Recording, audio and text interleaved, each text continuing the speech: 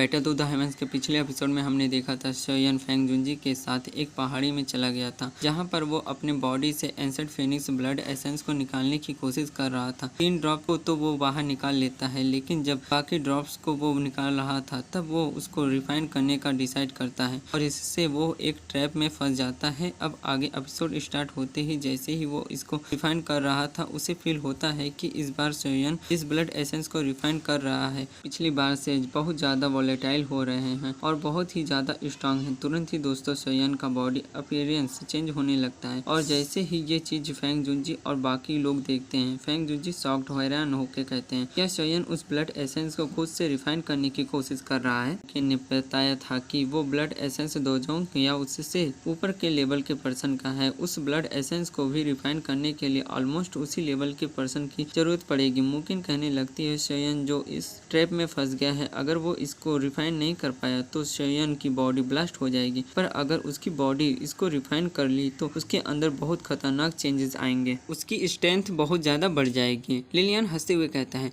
ये तुम कैसी बात कर रही हो, ये बस एक मैजिकल बीस्ट का ब्लड एसेंस ही तो है और एक ब्लड एसेंस से सोयन को मार सकता है। ये बात थोड़ी बचकानी नहीं लग रही है? वैसे भी ये सिचुएशन तो देखो हमारे साथ, अभी दोजोंग मोस्ट पावरफुल दोजोंग फेंग जुनजी हैं, वो सोयन को जरूर ही बचा लेंगे। कोई ना कोई तरीका तो होगा जिससे सोयन को बचाया जा सकेगा। मुकिन तब कहती है सोयन को बचाने का सिर्फ एक ही तरीका है, अगर उसकी बॉडी से हम लोग फोर्सफुली ब्लड एसेंस को बाहर निकाले दें, पर यह प्रोसेस बहुत ज्यादा रिस्की है। अगर हम बाहर से एक्सटर्नल फोर्स लगाकर उसके ब्लड एसेंस को निकालेंगे तो इससे सोयन को बहुत ही सीरियस इंजरी हो सकती है, जिससे वो कभी भी रिकवर नहीं कर पाएगा। फेंग जुनजी कहते हैं अगर ऐसी बात है तो हमें सोयन के लिए वेट करना चाहिए। मुझे विश्वास है सोयन जरूर ही खुद से उसको रिफाइन कर सकेगा, हमें बस थोड़ा वेट करना होगा, लास्ट तक देखना है। जिसके बाद मुकिन से कहते हैं मुकिन मैं चाहता हूँ कि तुम इस माउंटेन के बाहर चली जाओ, वहाँ से इस जगह को प्रोटेक्ट करो ताकि कोई भी इस प्रोसेसर के दौरान यह पर डिस्टर्बेंस ना क्रिएट करे। मुकिन और लिलियन फिर दोनों ही उस जगह से बाहर निकल आते हैं। मुकिन उस जगह पर अपने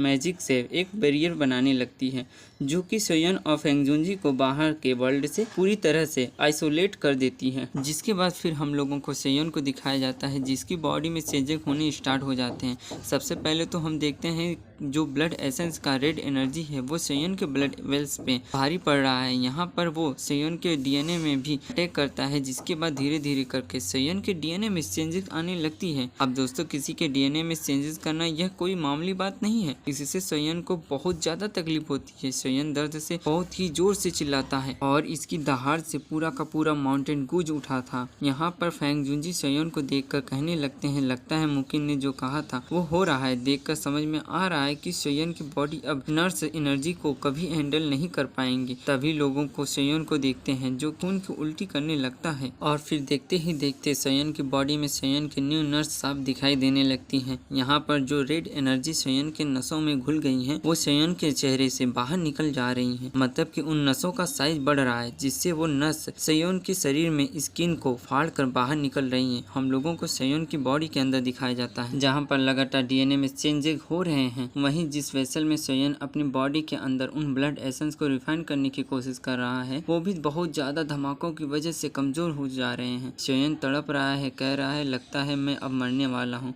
मैं इसको हैंडल नहीं कर सकता हूँ और अगर मेरा इससे कंट्रोल छूट जाएगा तो मेरी बॉडी एक्सप्लोर कर जाएगी। तभी दोस्तों सोयन का पहला फेज स्टार्ट होता है। सोयन के पूरी बॉडी से रेड एनर्जी बाहर निकल रही है और वो दर्द से चिल्ला रहा है। फेंग जुनजी ये चीज देखते हैं, कहने लगते हैं मुझे लगता है सोयन की लिमिट एक्सीड हो गई है और ये एसेंट फिनिक्स एसेंट ब्लड अब सोयन की बॉडी को एक्सप्लोर करने वाला है। मुझे ये होने से पहले ब्लड को सोयन की बॉडी से बाहर निकालना होगा। फेंग जुनजी अपने दोजोंग एबिलिटी का यूज करने लगते हैं। के हाथों में हम लोग बहुत ही स्ट्रॉन्ग एनर्जी देखते हैं। वो कह रहे हैं ये मेरे दोस्त यालो का डिसाइबल है और यह ऐसे हाथों में नहीं मर सकता है। पर इससे पहले कि फेंग जुनजी उस पावर को यूज करता तभी वो सोयन को देखता है जो कि अचानक से उस पूरी एनर्जी को कंट्रोल कर लेता है। उसके पीठ से बोन विंग्स बाहर निकल आते हैं। अब बोन विंग्स बाहर निकलते ही सोयन अपनी मुट्ठी को टाइट कर लेता है और फिर बोन विंग्स में थंडर एनर्जी बनने लगती है। पता चलता है कि सोयन की जो एक्स्ट्रा एसेंस ब्लड एनर्जी थी वो उन बोन विंग्स के अंदर एंटर करने लगती है।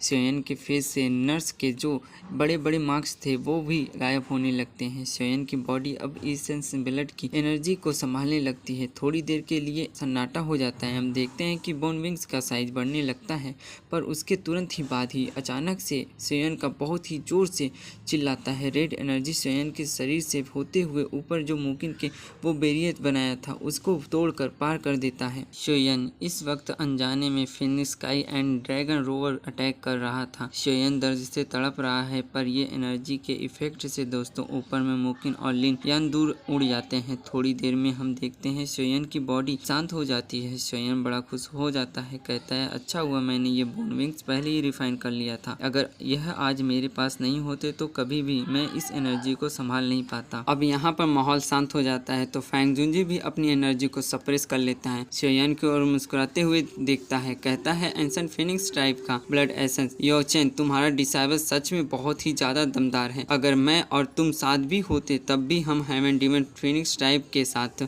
उनके ब्लड एसेंस को चुराने की 2 बार सोचते, पर देखो तुम्हारा डिसाइबल उसको चुराया भी और सक्सेसफुली रिफाइन भी कर लिया है। फिर हम लोगों को सोयन को दिखाया जाता है जो कि इन न्यू पावर्स के वजह से बहुत ही स्ट्रांग फील कर रहा होता है। इसके बाद वो अपने सामने फैंग जुनजी को देखता है जो कि उसी को देख रहे थे। सोयन फैंग जुनजी को सॉरी कहता है मुझे माफ करिए, मैंने एक्सपेक्टेड नहीं करा था कि यह इस तरह का हो जाएगा, मेरी वजह से आपको प्रॉब्लम झेलनी पड़ी। फैंग जुनजी कहते हैं नहीं कोई बात नहीं लिटिल फेलो, तुमने एंसेंट फिनिक्स ब्लड को कंप्लीट एब्जॉर्ब कर लिया है। सोयन हाँ में जवाब देता है। फैंग जुनजी बताते हैं सोयन अभी जो तुमने एक अटैक यूज करा उसको Phoenix sky and dragon rover attack कहा जाता है। ये दोनों ही 2 अलग अलग तरह के अटैक हैं।